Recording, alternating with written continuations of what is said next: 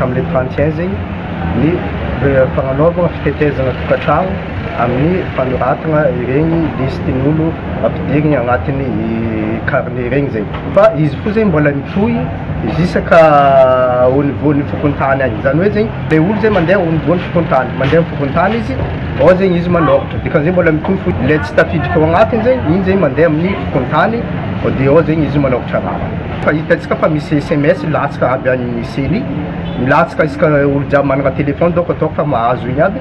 De igny zegny mandeha fo zegny le sensibilisation par tirana SMS igny, de mandeha koa sensibilisation koa zegny amin'ny radio zay radio tanàna eto mba afahana misensibiliser olo hoe matokony magnatony fokontany mba ahafahan'izy ireo misôratra agnarana ao agnatiny. Ny tanjona napetraka zegny hoe 5842 ohatran'izay izy. Tanàna aloha mbana izy baka le volagny. Raha ohatra ka antsika mizaha le objectif napetraka 58 000 par rapport am'le objectif napetraka seny fa dikan'izay zegny mbola maro zegny le tanàna, mbola maro le olo.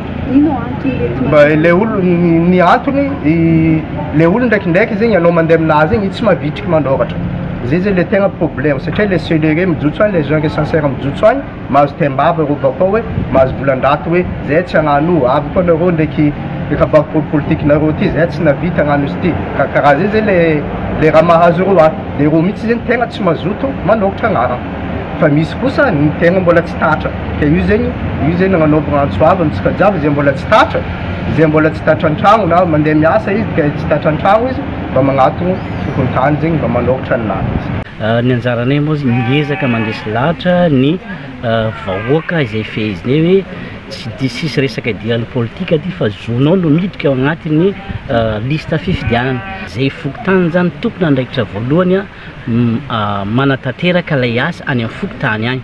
De ireo namako zegny 42 ireo de anisany hoe miezaka zay président mba hatafidika le olo satria raha vao tsy tafidika ao agnatin'le lista zegny ireo vahoaka nosy be ireo de tsy afaka tsy mananjo izy ny fidy ka ny fahavitiana angamba ataontsika hoe mavitrika de mavitrika ireo mpiara-miasa akaiky indrindra 42 fokotany eto nosy be amin'ny fanisana ny lista fifidianana izay karakarainy ny CENI FUIB am'izao fotoana zao.